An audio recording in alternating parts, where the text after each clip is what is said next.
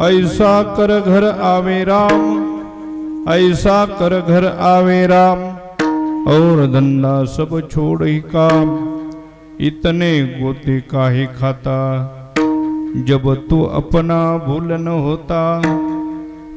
अंतर्यामी जानत साचा, अंतर्यामी जानत साचा, मन में एक ऊपर वाचा, इतने गोते काहे खाता, जब तू अपना भूल न होता। तुका प्रभु देश विदेश, तुका प्रभु देश विदेश, बरिया खाली नहीं लेश, इतने गोते काहे खाता, जब तू अपना भूल न होता। शरण शरण हनुमंता,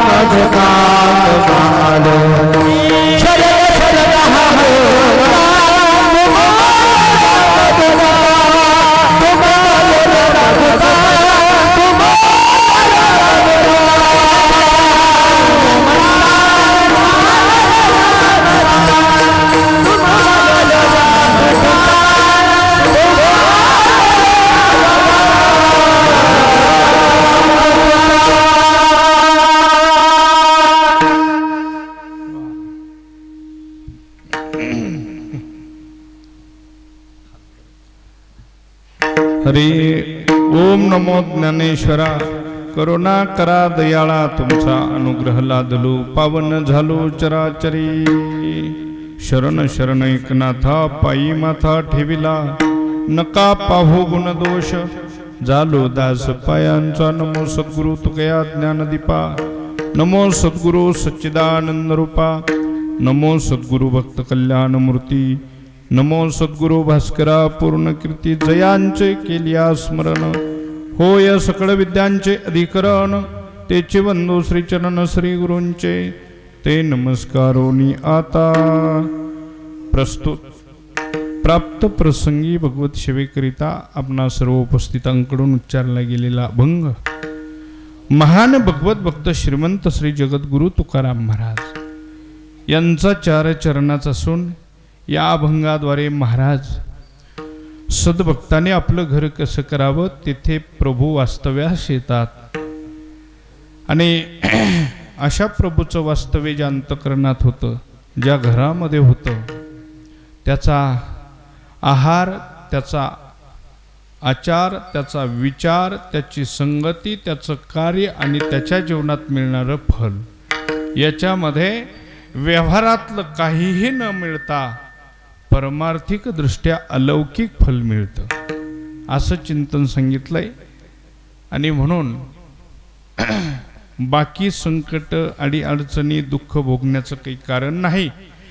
प्रभूंनी वास्तव्य केलं की हे जीवन स्वज्वल कीर्तिवंत उत्तम अशा प्रकारचं होतं। पण त्यासाठी कसा परमार्थ करायचा, तर तिसरं चरण सांगितलं, आत एक अन बाहेर एक जमत नाही। खरा परमार्थ करायचा, आत आपल्या काय चाललंय, बाहेर काय चाललंय, हे दोन्ही स्थितीचं जे चालू असलेलं कर्म आहे, क्रिया आहे, ती प्रभूला कळते।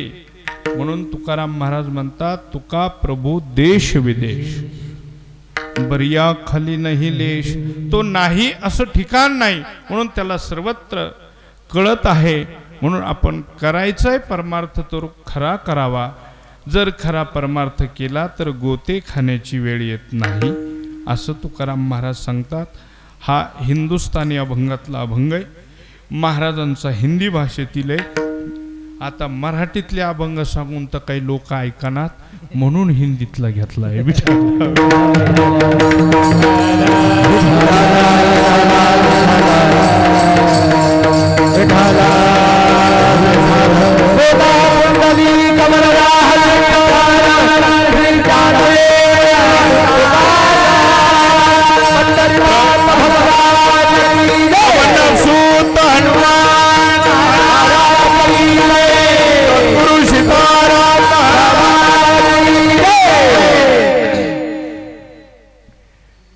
या अभंगाचं चिंतन आरंभ करण्यापूर्वी थोडा परिहार द्यायचा तो म्हणजे असा की आपल्या मौजे अंतरवली या गावामध्ये आणि भक्ती स्वरूप बजरंगबलीच्या या पवित्र पावन प्रांगणामध्ये प्रतिवर्षाप्रमाणे याही वर्षी चालत असलेला हा खंड हरिनाम सप्ताह भव्य दिव्य स्वरूपाचा आहे. सर्वांच्या लहान थोरांच्या उपस्थितीमध्ये ग्रामस्थांच्या सहकार्यात भगवंताच्या कृपेने माऊली तुकोबरा आदी करून संतांच्या कृपा प्रसादाने पूजनीय प्रातस्मरणीय सद्गुरू सीताराम बाबांच्या आशीर्वादाने आणि ही सर्व गुणीजन मंडळीच्या उपस्थितीमध्ये पूजनीय हरिभक्तीपरायण महालिंग महाराज यांच्या प्रेरणेने मार्गदर्शनाने हरिभक्तीपरायण मृदंगाचार्य साबळे महाराजांच्या आयोजित आमचे हरिभक्तीपरायण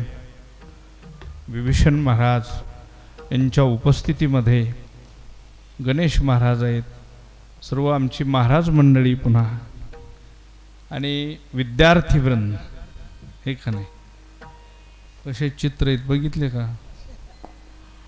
हो, सगळ्या बुड्ड्या माणसाला वाटतं इथं पाहिजे होतं. बदलीता येतंय का आता? त्याच्यावर उपाय आहे का? नाही. गए हुए आते नाही, बास झालं झालं, ज्या त्या वेळेत जेते. आता जरी एखादा म्हातारा माणूस जर जास्तच प्रेम उचंबळलं फुगडी खेळायला गेलाच, फुगडी तर होतच नाही पण हात निसटल्यावर एखादं लिकरू चिंगरत आहे बघा. हा, फुगडी तर द्या सोडून, ती वेळ असते. गायनाचे बुड्या पुल्या छंदे मनाच्या आनंदे आवडीने हा आनंद घेण्याचा आणि हा काळ वेळ आहे. महाराजांची सर्व विद्यार्थी संस्था आहे, पुन्हा पेटी मास्तर खूप छान आहेत. हे सर्व बसलेले श्रोते सुद्धा कसे वाटून घेतल्यासारखे बसलेत, असे मस्त. इथून इकडं आम्ही, इथून इकडं तुम्ही, आणि पाठीमागं गुंठाने आम्ही.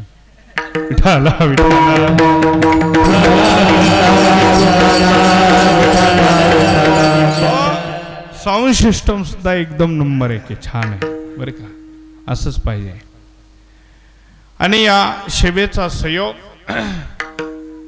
आपली पंढरपूरची वारी आणि त्या वारीच्या निमित्ताने आपल्या पायीवारी दिंडी सोहळ्याचं भोजन नियोजन आमचे बाबूराव कुकडे तात्या यांच्याकडं नियोजित दरवर्षीचं दुपारचं भोजन असतं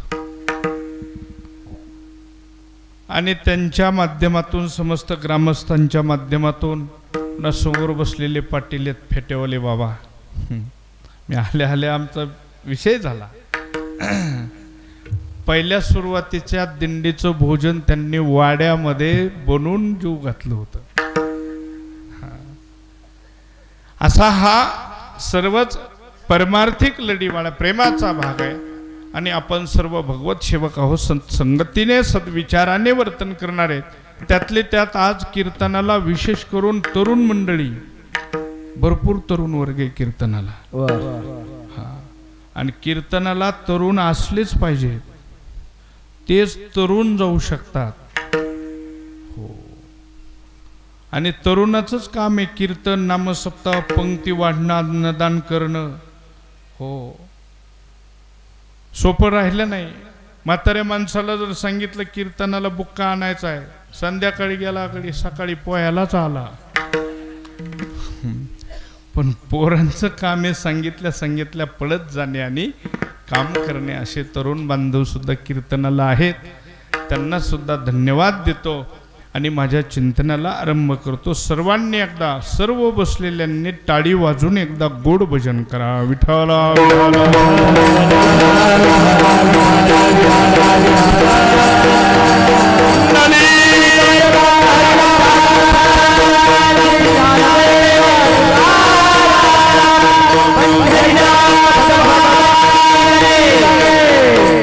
हो, या अभंगामध्ये भगवत पूज्यपाद श्री तुकोबराय आपल्या जीवनामध्ये व्यवहारिक घर कसं असावं हे तर त्यातून सांगतातच, पण आपल्याला सातत्याने समाधान मिळावं असं आपलं परमात्मा वास्तव्याचं अंतःकरण रूपी जे घर आहे ना ते सुद्धा कसं असावं याच्याविषयी सांगतात.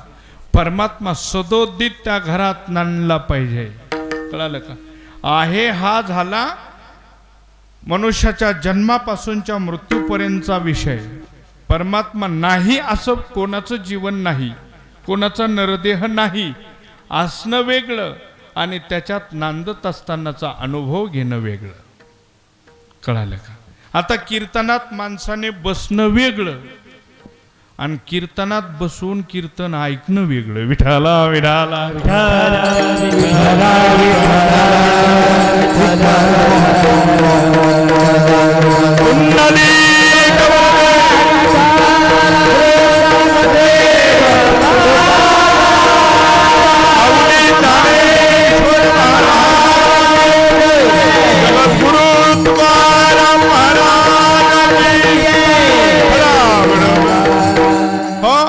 जसं कीर्तनात बसणं आणि ऐकणं हे जसं त्याला त्याचे हावभाव सांगतात की ते ऐकतोय म्हणून, त्याला कीर्तनातलं काहीतरी समजतंय म्हणून. तर काय काय माणसं नुसती कीर्तनात बसलेले असतात, कीर्तनात काही लक्ष नसतं. काय उपयोग आहे तसं? तसा परमात्मा काहींच्या इथे, काहींच्या म्हणण्यापेक्षा सगळ्यांच्याच आहे जिवंत राहण्यासाठी. माणसं जिवंत आहेत म्हणजे त्याच्यात राम आहे, पण रामाच्या बाबतीतला अनुभव जर विचारात घेतला तर अनुभवाविन राम काय कामाचा आहे. कळालं का? म्हणूनच माणसं कीर्तनाला येत नाहीत, त्यांच्यातला राम त्यांना कळाला नाही म्हणून. आणि एकदा का राम कळाला रे कळाला की बस बाकीचं कामच नाही राहिलं असं समजा. त्या रामाचा अनुभव घेण्याकरता हे घर कसं असावं जगद्गुरु तुकाराम महाराज म्हणतात, त्याकरता हे निर्मळ करणं गरजेचं आहे. त्याचं नाव आहे चित्त. तुका म्हणे चित्त करावे निर्मळ,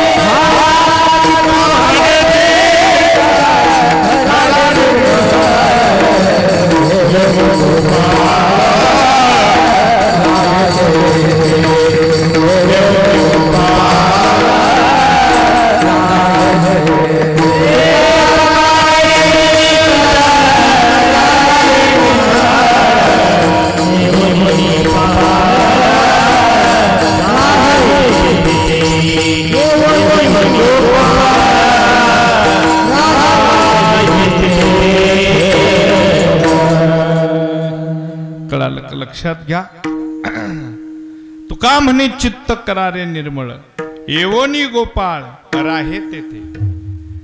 आपलं घर जर स्वच्छ असलं तर भगवान इथं वास्तव्यास असलेला तो प्रफुल्लित राहतो, प्रसन्न राहतो आणि प्रसन्न असलेल्या परमात्म्याची कृपा आणि आशीर्वाद मिळत असतो.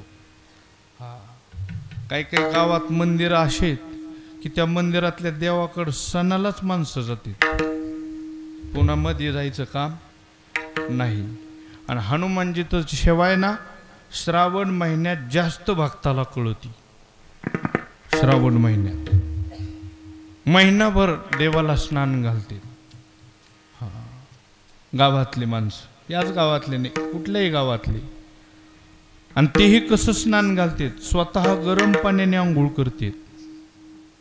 आणि देवाला टिपाडातली कळशी भरून नेते. मी म्हणलं देवाला थंडी नाही का वाजत? वाजली तर म्हणला. म्हणलं तुला तू कर ना गार पाण्याने. म्हणला मला सर्दी होती ना. देवाला नाही. अशी सेवा करतात माणसं. आपल्याला चांगलं असं वाटतं, देवाच्या बाबतीत हा दुय्यम विचार करतात. ही सेवा नाही, लक्षात घ्या.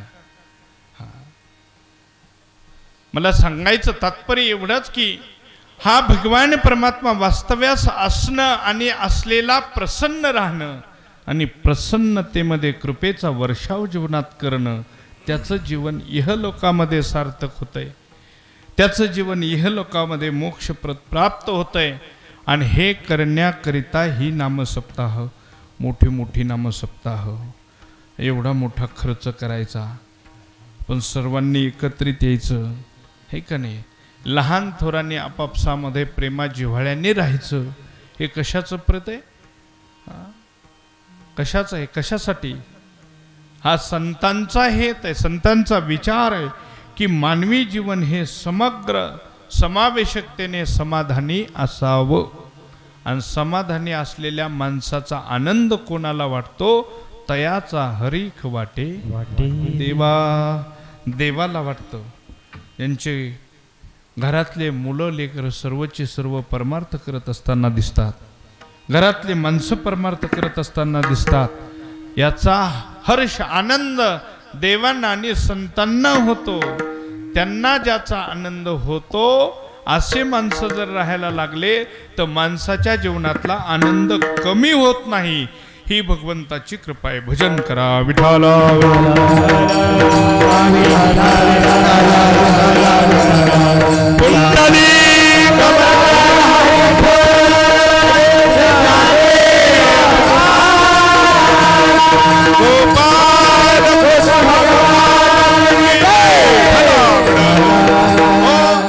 जगद्गुरु श्री तुकोबरायाने तुम्हा आम्हा आपणा सर्वांना सांगितलं की असं घर करा की ज्या घरामध्ये प्रसन्नता सात्विकता असेल. कळालं? आणि प्रसन्न वातावरणाचा या बुद्धीवर चित्तावर सुद्धा परिणाम होतो बर का. भक्तिशास्त्रामध्ये अंतःकरण हे एक सांगितलेलं आहे, त्याचे अंग 4 सांगितले. लक्षात घ्या, जेव्हा अंतःकरण संकल्प विकल्प करतं तेव्हा त्या अंतःकरणाला नाव येतं, त्याचं नाव आहे मन. अंतःकरण जेव्हा निश्चय करतं तेव्हा त्याचं नाव आहे बुद्धी. अंतःकरण जेव्हा चिंतन करतं तेव्हा त्याचं नाव आहे चित्त. आणि अंतःकरण जेव्हा मीपणा धारण करतं त्याचं नाव आहे अहंकार. याला अंतःकरण चतुष्टय म्हणतात. अंतःकरण हे त्याचं मूळ आहे, एकच आहे, पण त्याने काम बदललं की नाव बदलतं. बरं असं आहे, संतांनी अगोदर इथे संधान साधलंय. नखशिकांत शरीर वेष्टीचा विचार करा. प्रत्येक पार्ट, प्रत्येक अवयवाचा स्पेशालिस्ट डॉक्टर आहे, प्रत्येक याचा स्पेशालिस्ट. पण मला असं सांगा, आणि मन बुद्धी चित्त या तिन्हीची सोनोग्राफी, फोटो काढणारा, एक्सरा काढणारा, त्याला झालेला आजार त्याच्यावर उपाय करणारा डॉक्टर आहे का? आहेत का डॉक्टर? बर ते कुठल्या फोटो सोनोग्राफीत निघलंय का? एक मोठ्या दवाखान्यात गेला आणि मोठ्या दवाखान्यात गेल्याच्या नंतर कीर्तनकाराने सांगितलं होतं, अरे बाबा नाही निर्मळ जीवन आणि काय करीन साबण प्रमाण सांगितलं. चित्ताला साबण लावून धुवा, चित्ताला स्वच्छ करण्याची गरज आहे. आणि म्हणून तो डॉक्टरकडे गेला आणि डॉक्टरला म्हणला, याच्या चित्त कुठशी तेवढा फोटो काढून दाखवा म्हणला, आणि तुमची काय फीस आहे तेवढी घ्या म्हणला. डॉक्टर म्हणले फीस तर नाही, पण हे 2000 तुला खर्चायला नाही, पण त्याचा फोटो निघत. मनाचा फोटो निघला नाही, चित्ताचा फोटो निघला नाही, बुद्धीचा फोटो निघला नाही, त्याच्याशिवाय हे चलत नाही. म्हणायची सोय नाही ना, आहे तर दिसत नाही. आणि कार्य थांबले असं मात्र नाही बर का. आपला सर्वांचा ह्या इंद्रियाशी संबंध आहे. ज्ञान इंद्रिय असतील, कर्मेंद्रिय असतील, आणि मनाचा बुद्धीचा चित्ताचा आपण विचार केलाय का? नाही केला आणि त्याचा विचार जोपर्यंत होत नाही तोपर्यंत विचारा वाचून नपविजे समाधान, तोपर्यंत समाधान मिळू शकत नाही. हा, मग ह्या मनाला, या चित्ताला, बुद्धीला काय पाहिजे? या तिघांचा जेव्हा विषय एक होतो तेव्हा निश्चित हे सर्वचे सर्व समाधानी होते. अहंकार त्याच्यातून वेगळा करायचा आहे. काय झालं, एक जणाला दान धर्म करायचा आहे. दान धर्म करत असताना तो विचार करू लागला की हे जे काही देवाला दान करायचंय ते सगळं देवानेच दिलेलं दान करतोय. म्हणला मी माझ्या जवळचं काय द्यायला, पैसा देवाने दिलेला आहे. म्हणले बरं, म्हणले जीव दान दिला देवाला, पण जीव सुद्धा ज्याने हा जीव दिला देवानेच दिलेला आहे. म्हणला हातपाय दान करावं तर म्हणला दिले इंद्रिय हातपाय त्यांनीच दिलेले आहेत. म्हणला दिले इंद्रिय हातपाय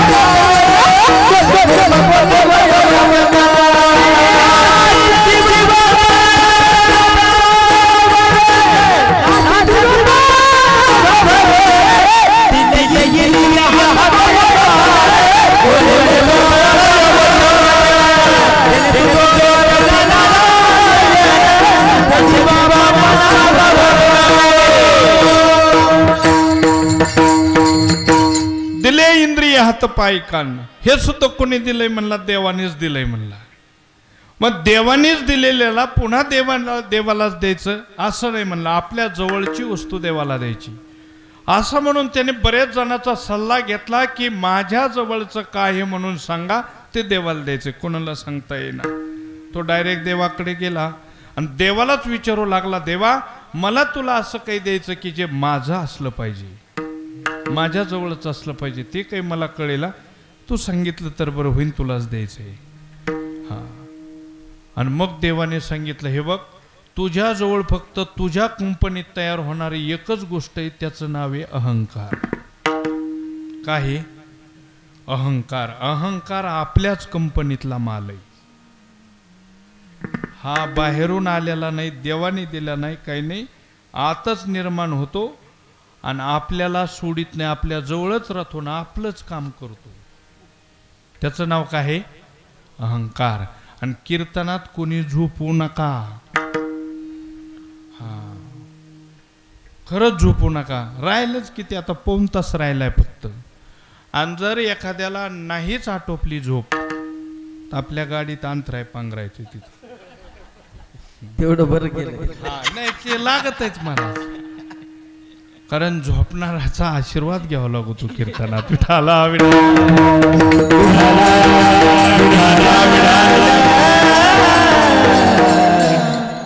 अहंकार आपल्या जवळचा निर्मित आहे आणि तो भगवंताला एकदा दिला. भगवान म्हणले तेवढा अहंकार तुझ्याकडे तयार होतोय तेवढा मला देऊन टाक.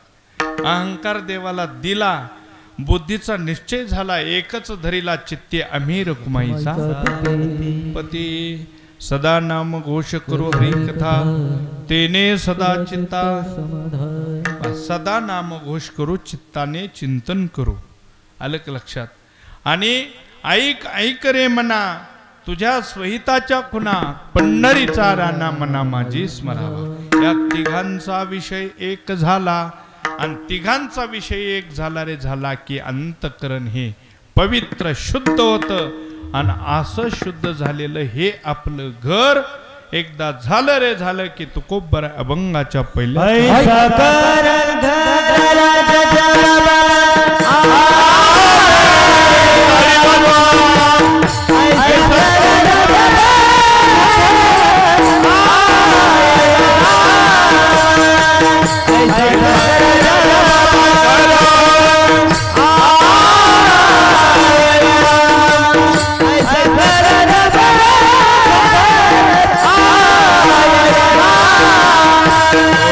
Hey,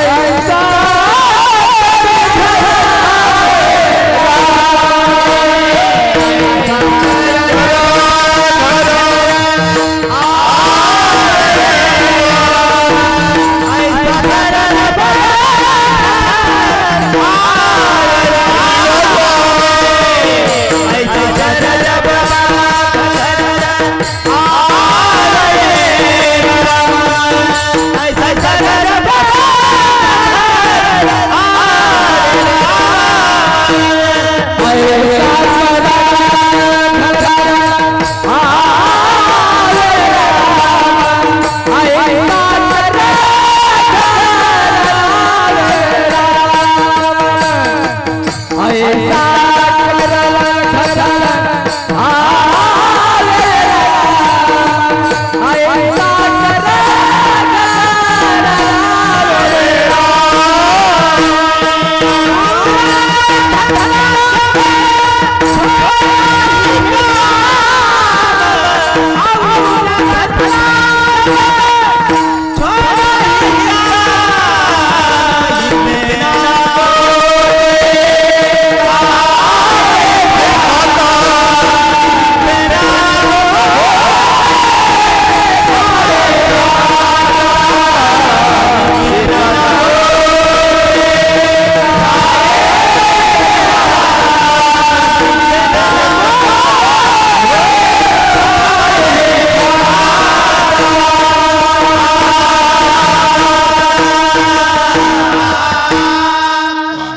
सुंदर आहे भजन बरं का.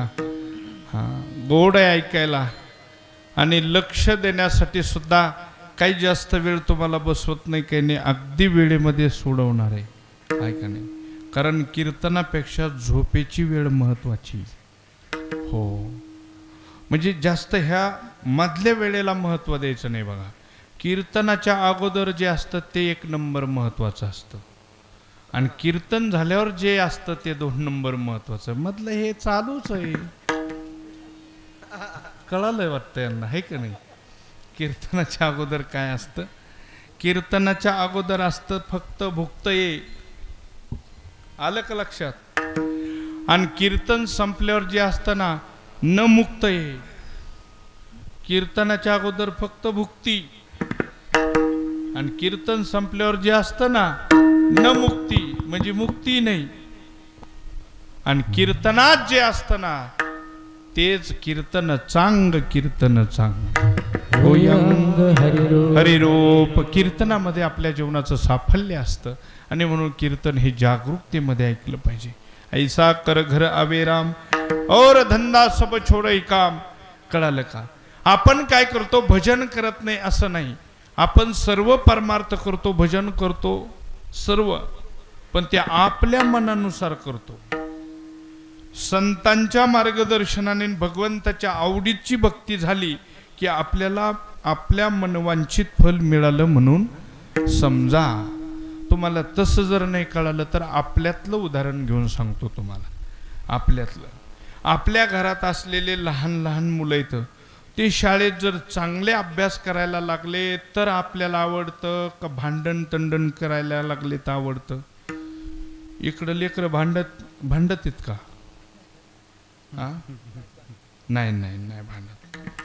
बरोबर आहे ना? कोणतं आवडतं? लेकरं शाळेतला जर अभ्यास करायला लागले चांगल्या प्रतीने उत्तम मार्क्सने पास व्हायला लागले तर आपल्या घरातल्या सगळ्यालाच त्याचं कौतुक वाटतं, आनंद वाटतो. बरोबर आहे का नाही? बरोबर आहे ना? आणि मग त्या घरातले माणसं आमच्यासारखे महाराज वारकरीच्या आग्याला आले का त्यांना स्वतःहून स्वाभिमानाने सांगतात, महाराज आमच्या ह्या लेकरात 1ला नंबर आला हो. याचा सुद्धा आता याने परीक्षा दिली, पहिलाच येणार आहे. आमचे 2 पोरं साबळे महाराजांच्या संस्थेत आहेत. स्वाभिमान वाटतो का नाही?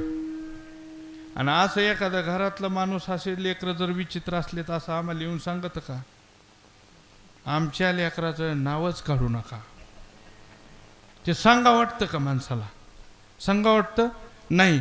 मग आपली अशी वेडी वाकडी इसकटलेली भक्ती चाललेली ही देवापर्यंत जात असेल का? देवाला त्याचं काही वाटत असेल का? नाही.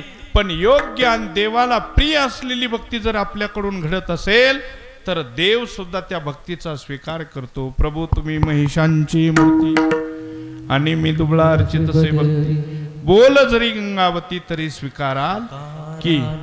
आणि तुकोबराय म्हणतात हीच भक्ती देवाला आवडते. कोणती? संकल्पावी माया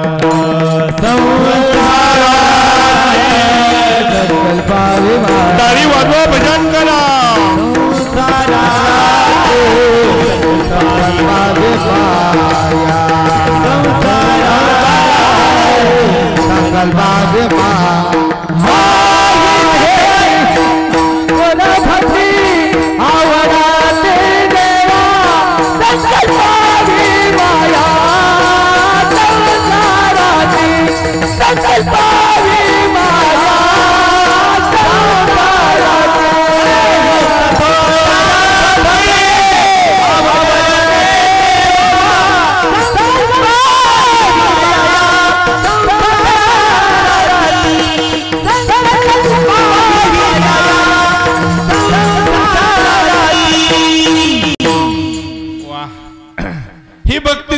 केली, ज्यांच्या समोर कीर्तन आपण करत आहोत त्यांनी केली.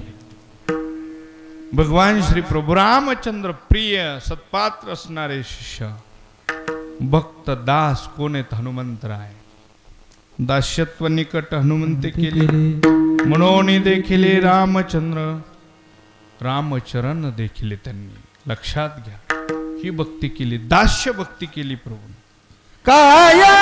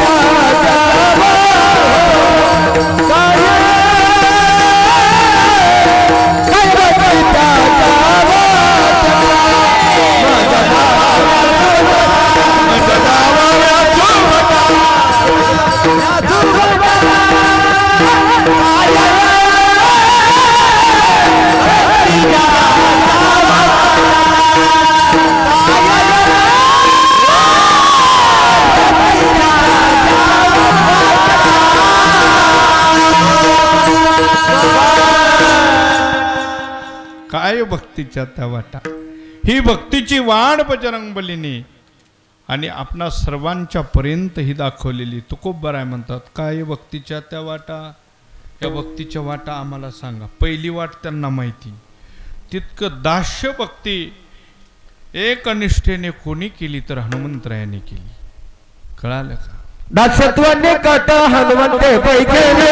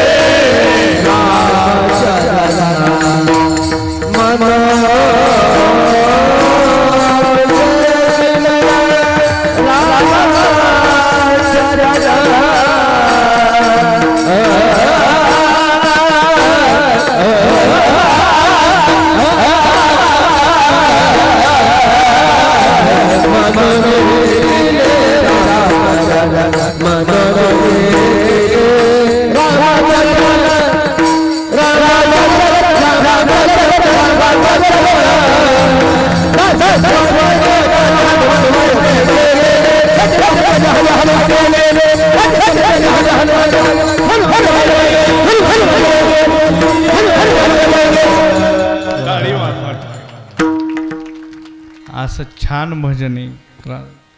असे 5 पांडव मोजकेच पाहिजे टाळकरी. काय करायचं, काल्या दिवशी 2-3 पोते नारळ वाटून एकाला हरिपाठी आहे ना, नारळ स्वस्त असते, पुढचं स्वस्त नसतं, पुढं उपरनं टाकी देत. म्हणलं तुम्हाला काय येतं? म्हणलं पहिल्या दिवसापासून हरिपाठ. पण अपर टपर येतोय असा तसा. काय करायचं सांगा तुम्ही, मोजके असावा. आणि सप्ताह सुद्धा असा सात्विक प्रसन्न असला पाहिजे. सप्ताह अंतर्वलीकरांना पुनश्च धन्यवाद देतो. खरोखर तुम्ही सुंदर कौतुकास्पद हा अखंड हरिनाम सप्ताह करत आहात. आणि आपण केलेला खर्च, आपण केलेली सेवा, केलेलं अन्नदान याचं जर सार्थक करायचं असेल तर आपण व्यक्तिगत जीवनामध्ये परमार्थ हा आरंभीला पाहिजे. कळाल. सप्ताह 50 लाखाचा झाला हा गावात झाला, 50 लक्ष रुपयाचा झाला हा देवाच्या मंदिरासमोर झाला, देवाचा उत्सव झाला, पण आपल्या जीवनात काय संकल्प करून काय आरंभ केला हे सगळ्यात महत्वाचं आहे. कळालं का. आमच्या माता माऊल्यांनी सुद्धा असा संकल्प केला पाहिजे की या नामसप्ताहात मी असा संकल्प करते की आजपासून मी स्नान झाल्यानंतर तुळशीला पाणी आणि सूर्यनारायणाला नमस्कार केल्याशिवाय राहणार नाही. बरोबर आहे का नाही. म्हणजे सप्ताह सफल झाला. पुरुष मंडळीने सुद्धा देवपूजा केली पाहिजे. मी म्हणतो देवपूजा जाऊ द्या, पण स्नान झाल्यावर एक संकल्प करा फक्त. काय. कंपाळाला गंध लावा. गंध.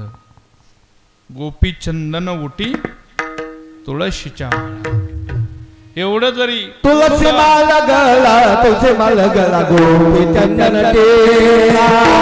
तुळसी माला गळा तुझे माला गळा गोपी चंदन तेरा.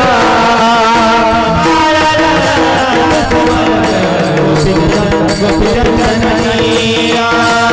तुळसी माला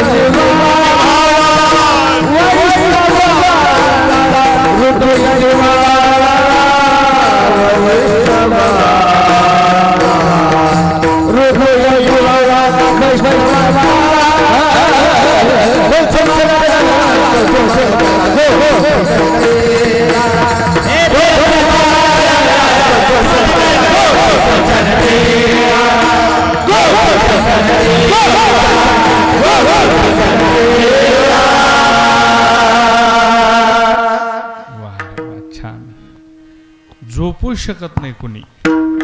आणि एवढ्यातून जर एखाद्याला आलीच तर तितका भाग्यवान पृथ्वीवर दुसरा कुणी नाही. एवढ्या अर्ध्यात झोप इथे म्हणल्यावर तेवढं भाग्यवान कोणी सांगा. तुळशी माळ गळा गोपी चंदन ऊर्ध्व पुंड्र भार आणि कंठी शोभे. असं आहे. तर हे गंध सकाळी स्नान झाल्याच्या नंतर लावला पाहिजे. एवढा संकल्प केला. चांगले संकल्प केले की भगवान जबाबदारी घेतो आणि संकल्प पूर्ण करतो. मनाचे संकल्प पावईल सिद्धी, पण जरी राहे बुद्धी हरीचे पायी. देवाच्या चरणाचा सहवास असला पाहिजे. असं मला सांगायचं तात्पर्य एवढं. माझं चिंतन हे चाललं होतं की प्रभूंनी वास्तव्य करावं आणि त्याच्या आनंद रूपतेचा आनंद आपल्या जीवनामध्ये यावा. कळालं. देवाचा आनंद हा नित्यानंद असतो आणि संसाराचा आनंद हा कधी कधी आनंद असतो. तो काय नित्यानंद नसतो. आणि संसारामध्ये तुम्हाला एक वाक्य सांगतो, कितीही हुशार व्हा, किती संसाराचा अभ्यास करा, मी म्हणतो किती संसाराच्या अभ्यासाची मोठ्यात मोठी पदवी मिळवा आणि संसारात असं ठरवा की मी एवढा अभ्यास केलाय, आता माझा संसार मी एवढा सुद्धा बिघडू देणार नाही. जसं का कृषीविषयक माहिती असली की माणूस पान सुकलं शेतीतलं एखाद्या वृक्षाचं किंवा शेतीत पेरलेल्या काही बीजाचं, तर लगेच माणूस कोणता औषध फवारायचं याचा अभ्यास आहे बघा. पान सुकलं तो इतका अभ्यास आहे का नाही. तसं संसारातला सुद्धा काही काही माणसं असा अभ्यास करते संसारात काहीच बिघडलं नाही पाहिजे, इतका कटाक्षाने करते. पण त्यांना हे लक्षात येत नाही की संसार हा अभ्यास करून बिघडून न देण्याचा विषय नाही. कळालं का. संसार हा प्रारब्धाने चालतो. लक्षात घ्या. तो बिघडायचा आहे तो बिघडणारच. अभ्यास करा नाही तर काही करा, काही काही माणसं कीर्तनाला सुद्धा येत नाहीत का? मी नसल्यावर घरातलं लय लय बिघडत म्हणला, कीर्तनाला सुद्धा येत नाही. घरात राहा, नाही तर घराचा 24 तास बंदोबस्त करा, तो बिघडणार. म्हणजे एक जणांनी असा अभ्यास केला संसाराचा, म्हणला येत किंचित सुद्धा भांडण झालं नाही पाहिजे, आणि अशा प्रकारचा विषय त्यांनी अभ्यास केला. आणि अभ्यास केल्याच्या नंतर लक्षात घ्या, त्याच्या अभ्यासात जवळजवळ 30-32 वर्ष गेले, आणि 30-32 वर्षानंतर त्याचा विवाह झाला. आता तो संसारातला का साधा अभ्यास होई का? थोडकं वाक्य सांगतो तुम्हाला. घरामध्ये जर मुलाचं लग्न झालं, आणि मुलाचं लग्न झाल्यावर पत्नीचे आणि सासूचे जर दोघीचे भांडण जर लागले, तर ज्याचं लग्न झालंय त्या मुलाला बायकोकडून बोलावं का सासूकडून, आईकडून बोलावं, सगळ्यात मोठा प्रश्न उभा राहतो. पण म्हणला तो जरी प्रश्न निर्माण झाला तरी मी त्याच्यावर PhD केली, अभ्यास केलाय, हे मी काही होऊच देणार नाही, बिघडूच देणार नाही म्हणला, इतका अभ्यास केलेला. आणि सत्यनारायण महापूजा झाली, दुसऱ्या तिसऱ्या दिवशी त्यांच्या दोघांचंच जमाना सुरू झालं, दोघांचंच. तो येनकीन प्रकारे ती समजूत काढू लागला, पण ती काही ऐकायला तयार नाही. तो म्हणला एवढा अभ्यास केलेला येणे 2 दिवसात पाण्यात घातला हो, एवढा अभ्यास केलेला 2 दिवसात पाणी फिरलं याच्यावर. त्याच्यातलं एकच वाक्य महत्वाचं आहे, एवढा अभ्यास करून वेळ वायाला घालायचा सांगितलाच कुणी? मग त्यांनी तसा 15 दिवस प्रयत्न केला, पण त्याच्यावर काही विलाज चालला ना. मग त्यांनी साध्या वारकऱ्याची भेट घेतली, म्हणला याच्यात विलाज चालत नाही, काही उपाय आहे का? म्हणला काय उपाय? म्हणलं काही कीर्तनाला भजनाला येत जा, दिंडीमध्ये जात जा. म्हणले याच्याने काय होईल बघ, म्हणला हे बरोबर होतंय का नाही. त्यांनी इकडे वेळ द्यायला सुरुवात केली, आणि इकडे वेळ द्यायला सुरुवात केली. पत्नीने त्याला समजून सांगायला सुरुवात केली, अहो तुम्ही असं जात जाऊ नका, कामाचा लोड एकट्यावरच पडतोय, एकटीच बघायला कोणी नाही. तो म्हणला मग तो सुरळीत चालायचं, मी इकडे जायचं कमी करीन. इकडं आलं की संसार सुरळीत होतो, आणि संसारात गुंतलं की संसार जास्त बिघडतो. साधू संताला काय नीट मोठा करता येत नव्हता का? सुरळीत करता येत नव्हता का? नाही. त्यांनी असोनी संसारी जिव्हे वेगू, संसारात राहून परमार्थ केला. आपण परमार्थात राहून संसार करतोय. विठाला विठाला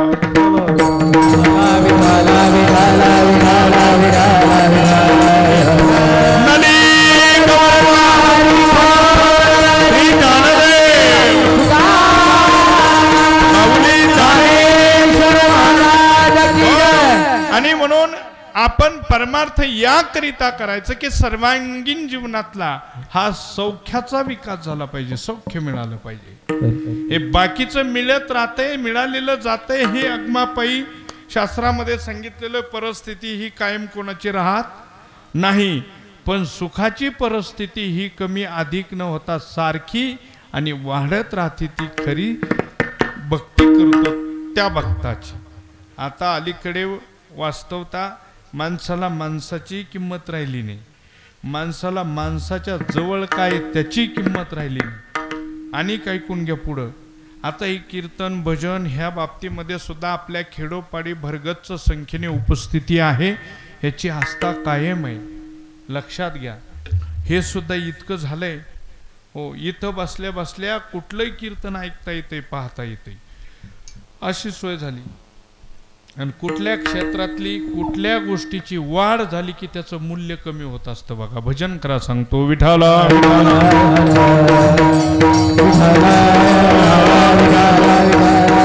हो, पूर्वीच्या काळामध्ये जर रस्त्याच्या कडीला एखादा ऍक्सिडेंट झाला आणि एखादा जर मनुष्य विवळत पडला तर पाठीमागून येणारा कोणी कुठला असो पडलेल्यांना उठवायचा, त्याच्या गाडीवर बसवायचा आणि दवाखान्यात न्यायचा, नातलग येईपर्यंत तिथं थांबायचा. होतं का नव्हतं? आजची काय परिस्थिती झाली? आज जर तसं दृश्य जर रस्त्याच्या कडेला जर पडलेलं बघितलं आणि पाठीमागून गाडीवर जर दोघ जण आले मागं बसलेला म्हणला विवळतोय, काही क्षणात जातोय का काय, अशी स्थिती, बघू आपण कुठला आहे त्याला दवाखान्यात नेऊ. पुढचा चालवणारा म्हणतो गपचूप बस, आपल्यावर येईनी. म्हणजे माणूस मरत असलेला सुद्धा माणसाला किंमत नाही, कारण माणसंच इतके झालीत, कुठं जा माणसंच तितके महाराज. हा, कुठं गेली 142-43 कोटीवर लोकसंख्या गेली ना, आहे का नाही. फक्त माणसं नाहीत असं वातावरण झालं कोरोनात. कुठंच माणसं दिसत नव्हती. कुणी म्हणायचं माणसं कुठं गेलेत बुवा, माणसं कुठं गेलेत. माणसं कुठं गेले नव्हती, माणसं भीतीने कुठं कुठं जाऊन बसली होती. बस अशी स्थिती झालती. संयम झालता आणि प्रशासकीय कायदा झालता. बाहेर विना मास्क कुणी फिरायचं नाही. माणसं धर्मशास्त्राला भेट नाहीत, माणसं पापाला भेट नाहीत, माणसं घरातल्या आपल्या आपल्या आपल्या कक्षेतल्या सत्तेला भेट नाहीत. माणसं भेटतात तो कायदा आणि सुव्यवस्था. हा, आणि जर आपल्या देशाने जर असा कायदा काढला ना, संविधानिक कायदा, ज्याच्या गळ्यात माळ नसन त्याला तिथली तिथंच उडवा.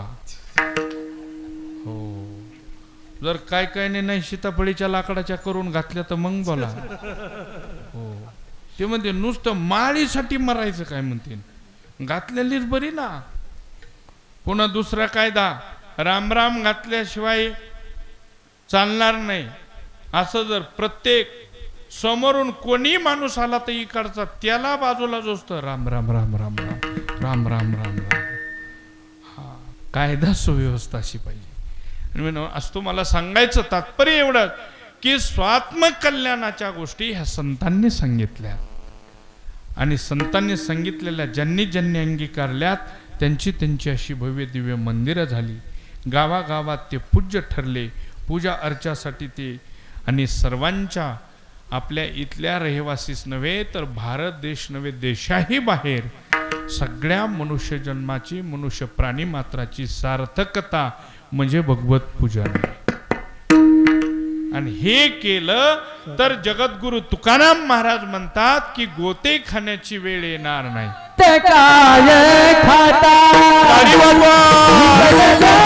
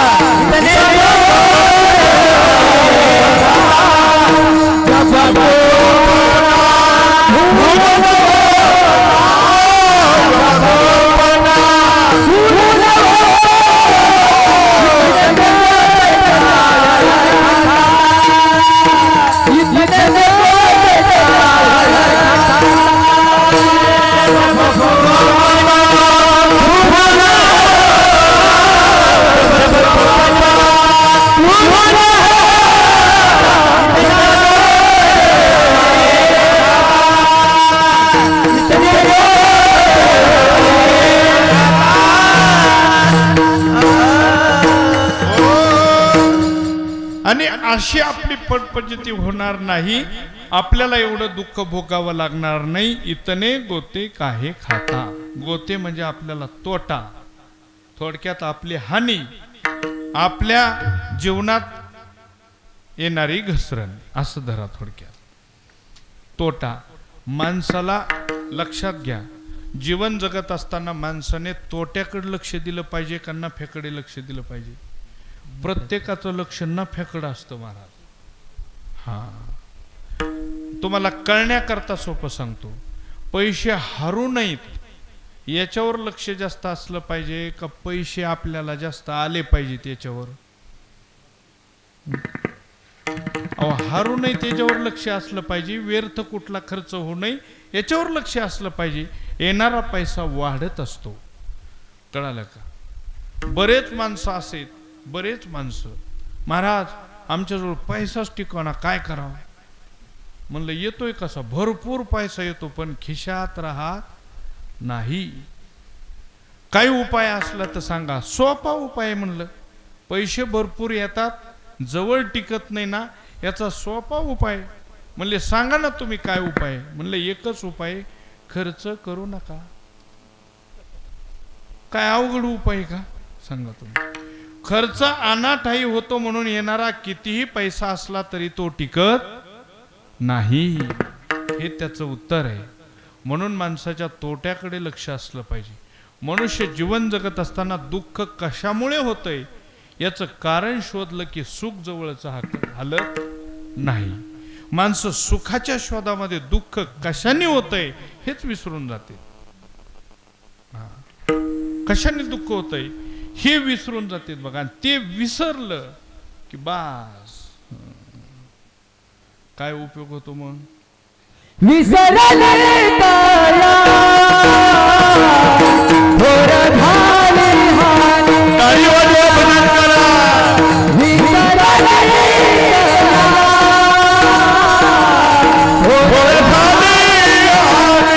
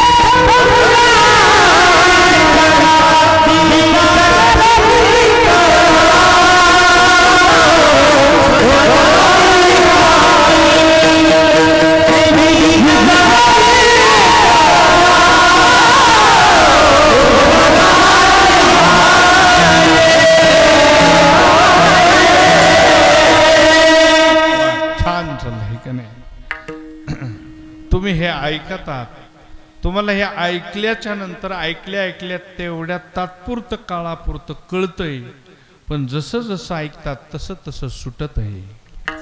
हे सुटत जात आहे. कीर्तन राहत आहे कोणाच्या लक्षात, बसलेल्याच्या लक्षात आहे कोणाच्या कीर्तन. जाऊ द्या कालचं काय, मी सुरुवातीला काय सांगितलं हे लक्षात नसेल. कीर्तनाच्या आधी काय खाल्लंय हे ध्यानात राहिना. कीर्तन लक्षात राहतंय का नाही, कीर्तनातलं काय जीवनाला आवश्यक केलं पाहिजे एवढं लक्षात राहिलं म्हणजे कीर्तन सफल झालं. नाही तर कीर्तन ध्यानात राहत नाही. पहिल्या दिवशीचं कीर्तन ऐकलं, दुसऱ्या दिवशीचे महाराज कीर्तनाला आले. दुसऱ्या दिवशीचे महाराज म्हणले काल कीर्तन ऐकलं का तुम्ही. म्हणले ऐकलं, चांगलं ऐकलं. म्हणले काही त्याच्यातलं लक्षात. म्हणले सकाळपर्यंत लक्षात ठेवलं होतं आणि सकाळी डोक्यातलं काढून टाकलं. कीर्तनकार म्हणले का काढून टाकलं डोक्यातलं. म्हणले तुमचं आज कुठं बसलं असतं. कीर्तनकाराला बरं वाटलं व कालच्या महाराजांचं काढून टाकलं आपलं डोक्यात ठेवायसाठी. तिसऱ्या दिवशीचे आले, दुसऱ्या दिवशीचे डिलीट. तिसऱ्या दिवशीचं कीर्तन ऐकलं, चौथ्या दिवशी ते असा काला जवळ आला. आणि काल्याच्या दिवशीचं कीर्तन, काल्याच्या कीर्तनाकरता आलेले महाराज म्हणले आता काल्याचं विसरू नका, पुन्हा काही कीर्तन नाही. आणि मग लोक म्हणले महाराज बाकीचे तरी कीर्तन रात्रभर डोक्यात ठेवले, पण काल्याचं कीर्तन दह्यांडी फुटल्या फुटल्या डोक्यातून काढायचं. म्हणले काल्याचे कीर्तन डोक्यातून काढायला इतकी गडबड का, कशामुळे इतकी गडबड. ते म्हणले काल्याचं कीर्तन इतक्या लवकर डोक्यातून याच्या करता काढायचं की बुंदी कुठं बसन हा प्रश्न निर्माण होतो. म्हणजे सप्ताह नील झाला, डोक्यात काही राहत नाही. मी तर म्हणतो एवढंच लक्षात ठेवा, सप्ताह झाल्यावर आपल्या गळ्यात माळ होती एवढं लक्षात राहिलं तरी बस. काहीच्या ते लक्षात राहत नाही. पात्र उचलता उचलता तुटली म्हणला. तुटलेली सुद्धा त्याला माहित नाही. माळ तुटल्यावर पाणी पिऊ नये, जेवण तर करायचंच नाही, पाणी सुद्धा प्यायचं नाही, पुन्हा ती ओवायची गळ्यात घालायची, असे नियम आहेत. सप्ताह झाल्याच्या नंतर किमान आपण चांगले संकल्प केले पाहिजेत आणि ते संकल्प अंतरिक्ष केले पाहिजे, असे उघड नाही. आणि त्या संकल्पाचे जतन करून भगवंतापर्यंत किंवा भगवान आपल्यापर्यंत आला पाहिजे, अशी संकल्पना असली पाहिजे. जगद्गुरु श्री तुकाराम महाराज म्हणतात, परमार्थ हा वरपंग नकोय. तुका म्हणे नको वरपंग देवा, चित्त शुद्ध सेवा देवाची. आणि शुद्धतेने केलेला परमार्थ हा मनवांछित फल प्राप्त करून देतो. आणि जर शुद्धतेने केला नसलेला परमार्थ जो आहे ना, तो फक्त शीन प्राप्त होतो, फल मिळत नाही, शीन येतो त्याचा. आणि जर शुद्ध परमार्थ असला तर व्यवहारातल्या शीनासह परमार्थ साधनेतला शीन, दोन्ही शीन भाग घालवण्याची ताकद कशात आहे? खरी साधना, खरा परमार्थ करण्यात आहे. म्हणून शब्द आहेत महाराजांचे, भाग गेला अवघा झाला आनंद. हा आनंद मिळण्याकरता आणि मनातून परमार्थ केला पाहिजे. तुकोबाराय म्हणतात, अंतर्यामी जानत साचा, मन में एक ऊपर वाचा. मनात एक आणि बाहेर एक, हे देवाला कळतं, हे चालत नाही. संसारामध्ये हा सगळा अवडंबर चालतो, कारण संसारच हा लटिका व्यवहार सर्व हा संसार. वाया येरझार हरिविन हा संसार आहे, पण परमार्थामध्ये हे चालत नाही. परमार्थामध्ये माणूस कटाक्ष जागरूक असला पाहिजे. आणि जागरूकतेने, स्वच्छंदाने, स्वच्छतेने, शिस्त प्रिय परमार्थ केला की भगवान परमात्मा काय करतो तर तो त्याच्याकडे येतो, साधन करणाऱ्याकडे. सुखे येतो घरा नारायण. परमार्थ परिपूर्ण झाल्याच्या नंतर अंती ते अपना पाशी न्यावे, तो तरी त्याच्याकडे नेतो, नाही तर तो तरी त्या भक्ताकडे येतो. अशा प्रकारचं फल त्याच्या जीवनात होतं, मिळतं. म्हणून तुकाराम महाराज म्हणतात, इतने गोते काही खाता जब तू अपना भूल न होता. सर्वांनी अशी गोड टाळी वाजवून भजन करायचंय. विठोबा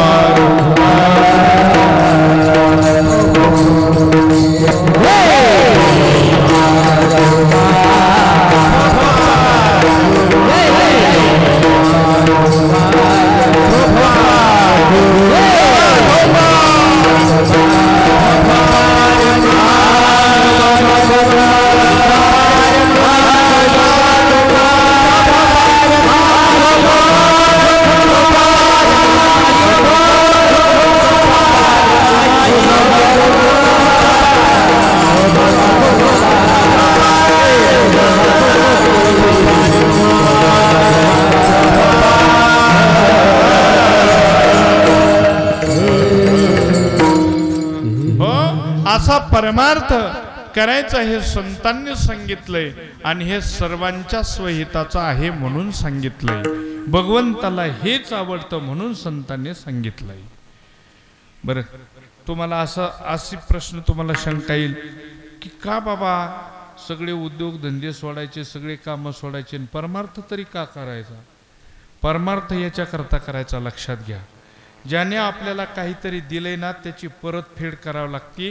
हा व्यवहारातही नियम आणि परमार्थातही नियम आहे, करावीच लागते. नाही केली तर चालत नाही, त्याला स्वार्थी म्हणतात माणसं. मग आता समजा इथली एखादी जोडी कुठं पाहुण्यांच्या घरी गेली, आणि पाहुण्यांच्या घरी गेल्याच्या नंतर 2 दिवस राहिले, कार्यक्रम काय असेल तो झाला, आणि परत बसनी निघाले आपल्या गावाकडे. आपल्या गावाकडे निघाल्याच्या नंतर एका सीटवर बसलेले पती पत्नी, पत्नी होती खिडकीच्या बाजूने, पती होते आतल्या बाजूने, बरं का. आता ते मालकाने जस पाठीमागं डोकं ठेवलं सीटवर, शांत निघाल्यापासून तिकीट हिनीच काढलो, एक शब्द बोलानात, काही वेळात मग हिनीच त्यांना दिवचून बोलायला चालू केलं. का म्हणले तुम्ही शांत बसलात, काही फिरतंय का, तुम्हाला गाडी लागते का, उलटी होण्यासारखं होतंय का, तुम्ही शांत का बसलात? एक नाही, 2 नाही, अहो तुम्ही बोला काहीतरी, काही नाराज आहेत का पाहुण्यावर? पाहुण्यावर नाराज म्हणावं तर माझ्यापेक्षा तुम्हाला कपडे भारी घेतलेत, तुम्हाला झालंय काय नेमकं, तुम्ही बोला काहीतरी. आणि मग त्याने डोळे उघडले आणि तो बोलायला लागला, म्हणला कपडे तुझ्यापेक्षा मला भारीत, मला बोलायला काय झालं नाही असं नाही म्हणले, पाहुण्यावर नाराज सुद्धा नाही म्हणले मी, मला फिरत सुद्धा नाही. मग म्हणले बोलत का नाही, गप्पा मारीत जायचं तर तुम्ही शांत पडलात. तो म्हणला शांत पडण्याचं कारण एकच आहे, पुन्हा 2 महिन्यांनी 6 महिन्यांनी 3 महिन्यांनी जर पाहुणे आपल्या घरी आले तर त्यांना कपडे कशाचे आणू हा विचार डोक्यात आहे. तुला काय गुंडळ चांगलं भारी दिसतंय भारी दिसतंय हे मला परतफेड करावं लागेल. व्यवहारात कपडे जर एखाद्याचे घेतले तर त्याला पुन्हा द्यावे लागतात. तसं परमात्म्याने आपल्याला हे सर्व दिले ना, याच्या बदल्यात त्याचं काही जर नाही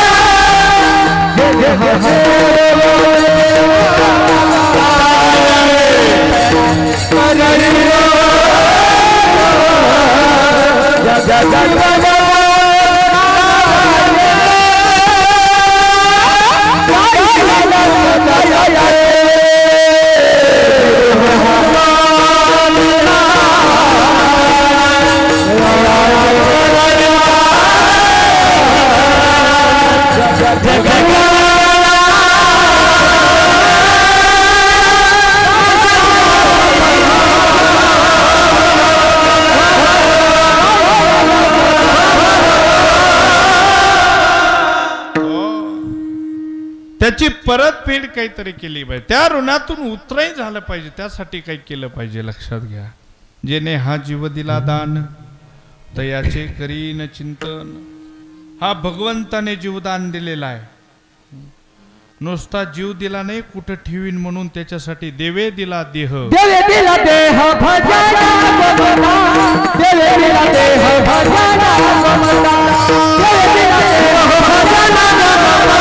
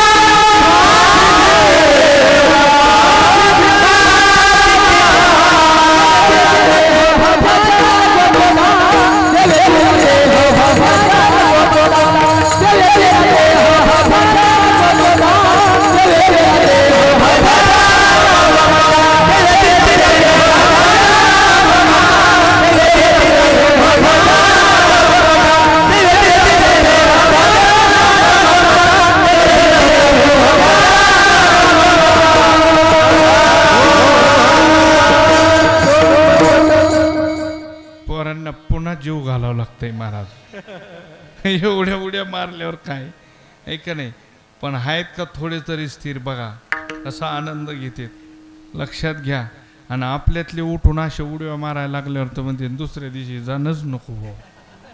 हा काय वर्गण पाहिजे ती इथं येऊन न्या म्हणावं, पण कोणी इकडे येणार नाही. हा विना पहारा करायचा, विना पहारा. माणसं म्हणतात गुडघे चमकतात, म्हणलं विना घेतल्यावर चमकत येत का आधीच चमकत येत? नाही नाही सतत चमकत येत म्हणले. आणि मग मी मंडपवाल्याला म्हणलं लाईट बंद करून टाका, यांच्या गुडघ्याचाच उजेड लई चाललाय, चमकत येत ना.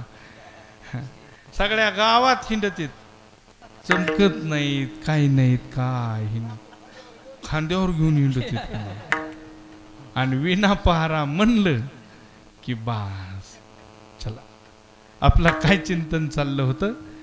देवे दिला देह. दुसरी गोष्ट तुम्हाला सांगतो, जेने हा जीव दिला दान, दिले इंद्रिय हात पाय कान. मग आता ऐका, जीव दिलाय तयाचे चिंतन करण्याकरता, देह दिलाय भजन करण्याकरता, आणि इंद्रिय दिले डोळे मुख वचन बोलण्याकरता. हे तर सगळ्यांनी ऐकलंय ना, बरं का? मग जी वस्तू ज्याच्या करता दिली त्याच्या करता उपयोग जर केला तर त्या वस्तूचं काहीतरी साधर्म्य. आता ही पेटी भजनात वाजण्याकरता दिली, भजनात वाजवली पाहिजे. मृदंग इथे वाजवण्याचं साहित्य इथं वाजवला पाहिजे. हे माईक असेल, छोटा आवाज मोठा करताय त्याच्यासाठी याचा वापर आहे.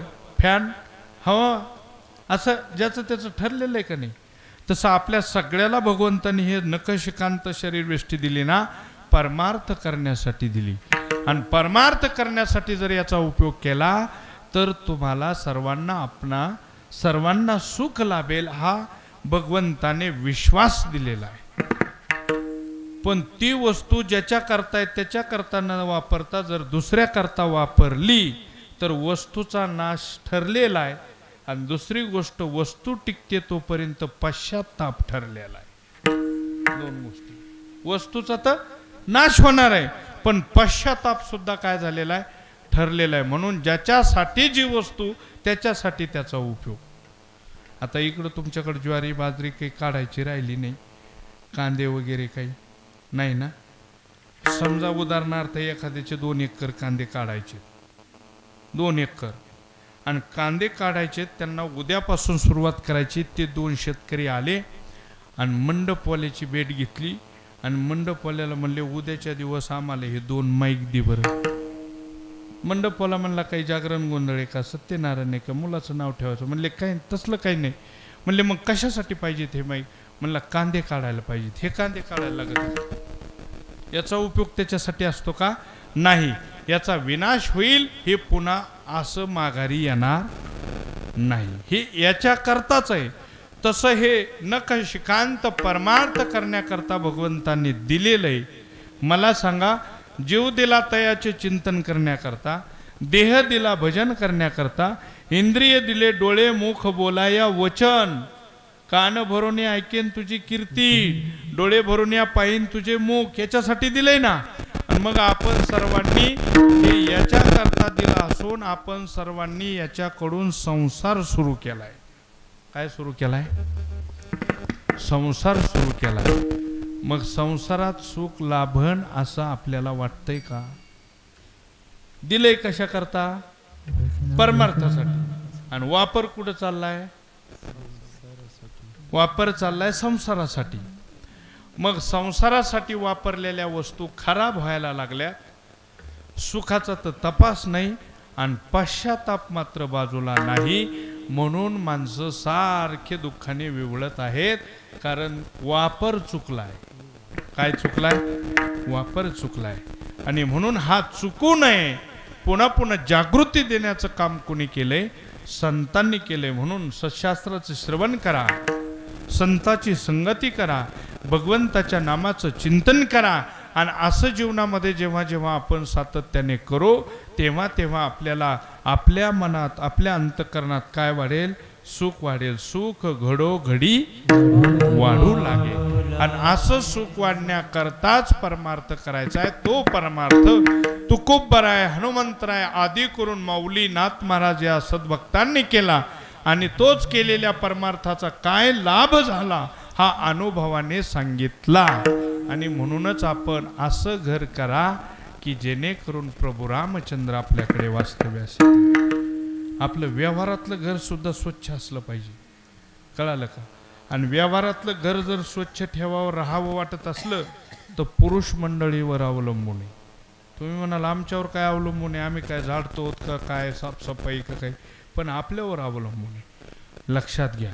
यांच्याकडे मी बोट करत नाही. जाऊ द्या, विना घ्यायला चालले. हे आपल्यावर आहे, पुरुष मंडळीवर आहे साफसफाई. कळालं का? कसे पुरुष मंडळीला जर आपल्या घरी चांगले प्रतिष्ठित सद्विचारी माणसं जर चहा घ्यायला जेवण करायला सतत आणण्याची सवय जर असली ना सतत, तर ह्या महिला मंडळाला घर व्यवस्थित ठेवा सांगायची गरज नाही. त्यांना आपोआप कळतं की आपले मालक गावात आता स्नान करून कपडे घालून गेलेत ना फ्रेश होऊन, हे कोणाला तरी चहा घ्यायला आणतील नाही तर भोजन करायला आणतील. घर आपलं टापटीप पाहिजे हे सांगायची यांना गरज नाही. आणि आपल्याकडं काही अशी सवय नसली की घर कसं असं सांगता येत नाही. एकदा मला असं चहा घ्यायला घरी एक जणांनी कीर्तन झाल्यावर नेलं. ऐका नाच म्हणलं मी पित नाही. तिथवर चला म्हणला. चहा घ्यायला घरी नेल्याच्या नंतर घर इतक्या अंतरावर राहिल्यावर तो थोडा पटापटा पुढे गेला. त्याने दरवाजा उघडला आणि उघडल्याच्या नंतर तो पण आम्ही आता जवळच होतो, तर ते कॉटवर कपडे पडलेले इकडं तिकडं, त्या कॉटच्या पायाला शिळी बांधलेली, हो सगळ्या घरात लेंड्या पडलेल्या. त्यांनी त्याला असं वाटलं महाराज आलेत म्हणल्यावर पटकीन फ्रेश करावं घर, म्हणून त्यांनी त्या कॉटवरचा कपड्याचा कवळा धरला, जीच फेकायला गेला ती माझ्याच तोंडावर. म्हणलं आता कामच झालं भाऊ म्हणला फत्ते. हो आता काही खरं नाही. मला ते कपडे सुधरणतच असं करण्यात वेळ गेला. तेवढ्यात शिडी बांधलेली होती कोटच्या पायाला, तिने पायाला वेडा टाकला. आता म्हणलं जमला मेल, आता सुट्टी नाही. मी म्हणलं काय चाललंय असलं? काय नाही म्हणलं, तुम्हाला बसायला टाकतो. म्हणलं उभा राहिल्या चहा पितो. म्हणलं बसू नको. एका घर आहे का काय का काय का? सतत चांगल्या माणसाची घरी आवक जावक जर असेल तर घरातली टापटीप वेगळीच असते. लक्षात घ्या. आमच्या माता भगिनी स्वच्छ छान, मी सांगतो आजचंच उदाहरण नाही, आम्ही हमेशा येतात. तात्याच्या घरी मगाशी आलो तर सडासमोर रांगोळी काढलेली, स्वच्छ अंगण फ्रेश केलेलं. का? आपल्याला माहिती आहे घरातल्या सर्व महिला माता भगिनीला की आज चांगली माणसं आपल्याकडे येणार आहेत. मग आपलं अंगण घर कसं असलं पाहिजे सांगायची यांना गरज नाही. पण तुम्हाला घरी चांगल्या माणसाला आणायची सवय असली पाहिजे. नाही तर काही माणसाचं लय अवघड आहे. मी एकदा कीर्तनाला गेलो आणि कीर्तनाला गेल्याच्या नंतर तिथं एक मंडपमध्ये असलेला माणूस, त्याची भेट झाली. म्हणले महाराज तुमचं कीर्तन आहे? म्हणले हो. म्हणलं चला जेवायला, आपल्याला घर माहिती पंक्तीवाल्याचं. म्हणलं चला. मला हाताला धरलं पंक्तीवाल्याच्या घरी जेवायला नेलं.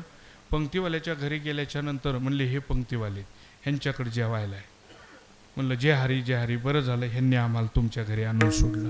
ते म्हणले हो पंगत आमचीच आहे. म्हणले आता तुम्ही जेवून आलात का परत मठावर गेल्यावर जेवणार आहेत? म्हणजे जेवून आलात का परत गेल्यावर तिथं जेवणार आहेत? मग तुझ्याकडे आणलंय कशाला? काय फिरायला आणलं काय शेतपावली करायला? असे काही हुशार माणसं आहेत.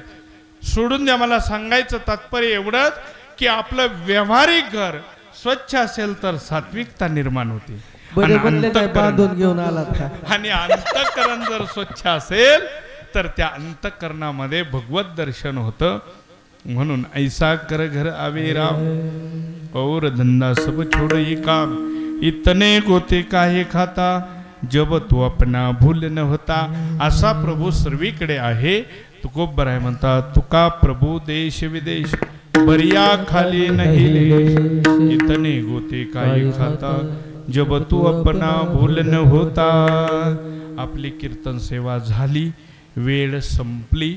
वेळेच्या पुढं कधीही जाणे नाही. झालेली सेवा भगवत चरणी समर्पण करायची, सकल संतांच्या चरणी समर्पण करायची. सर्व गुणीजनांच्या देवरूप श्रोते मंडळी लक्षात घ्या. आणि तुमचं खूप खूप कौतुक करतो की एकच करा की या नाम सप्ताहात छान असा संकल्प करा. आणि तोही संकल्प असा करा की नित्य घडला पाहिजे. काय करायचं? आता कीर्तन संपल्यावर घरी जाणार तुम्ही. घरी जायला गेल्याच्या नंतर झोपणार आहे का काहीतरी काही तर अंथरून टाकून आले असतील आणि जर जास्त डोकं खाल्लंच तर गेल्या गेल्या उभ्या ना अंग टाकायला अशी तयारी करून येतात काही काही महाराज. हो असं काय असतं असू द्या.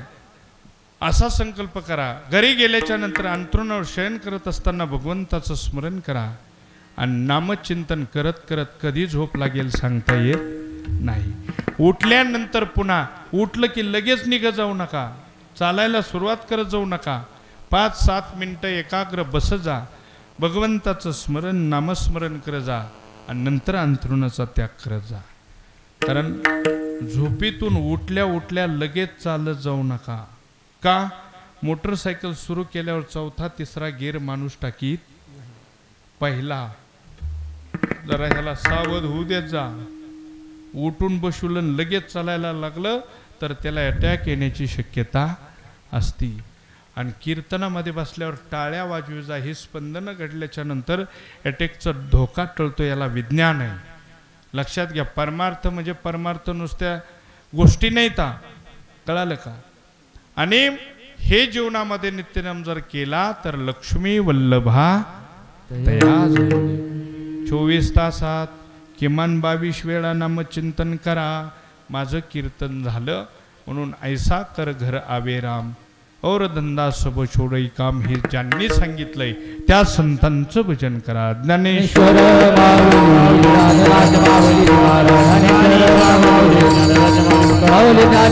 माऊली